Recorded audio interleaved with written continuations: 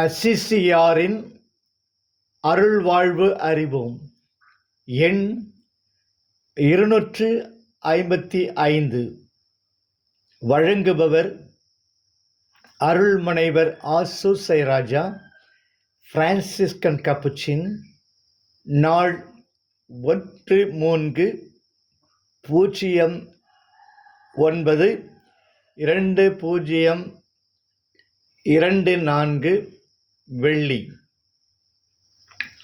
அன்கோனா என்ற இடத்தில் இளம்பெண் ஒருவர் கொடூரமான நோயினால் பாதிக்கப்பட எல்லா சிகிச்சைகளும் பயனளிக்காமல் போக அவளது அடக்கத்திற்காக முன்னேற்பாடுகள் செய்ய தொடங்கினர்.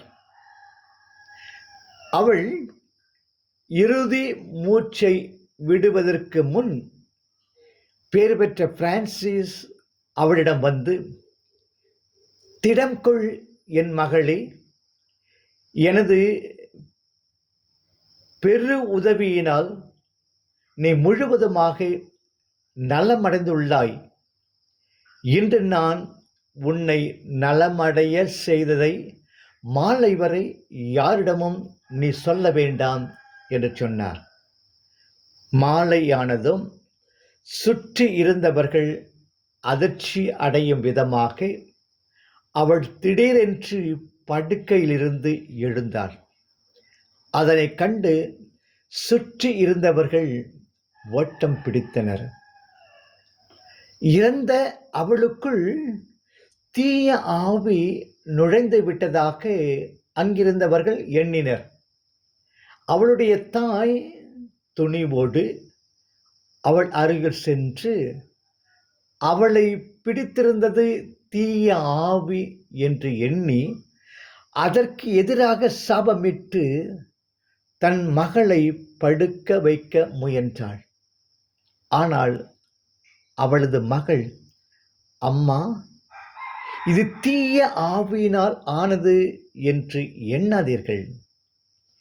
பேறு பெற்ற பிரான்சிஸ் 3ஆம் வேளையில் எனது எல்லா நோய்களையும் குணப்படுத்தி அதனை இந்நேரம் வரும் வரை யாருக்கும் சொல்ல வேண்டாம் என்று பணித்தார் என்றாள்.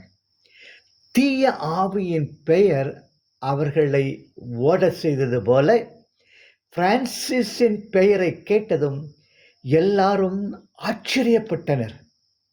பின்னர் அவளை கோழிக்கறி உண்ண கேட்டுக்கொண்டனர்.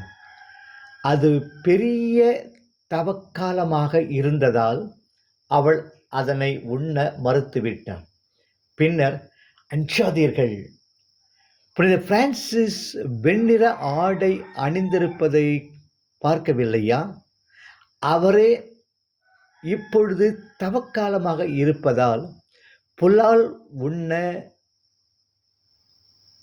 வேண்டாம் என்று சொல்லி, அவரே இப்பொழுது தவக்காலமாக இருப்பதால் புலால் உணவு உண்ண வேண்டாம் என்று சொன்னதோடு, எனது அடக்கத்திற்கான உடையை சிறையில் இருக்கும் ஒரு குறிப்பிட்ட பெண்ணுக்கு கொடுக்க சொன்னார்.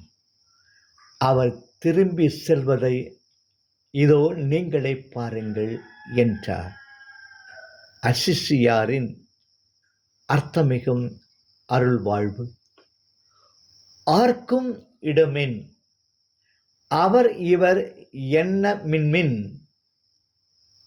பார்த்து இருந்து உண்மின், பழம்பொருள் போற்றன்மின், வேட்கை உடையீர், விரைந்து வல்லை உண்ணன்மின், காக்கை கரைந்து உண்ணும் காலம் அறிமினே.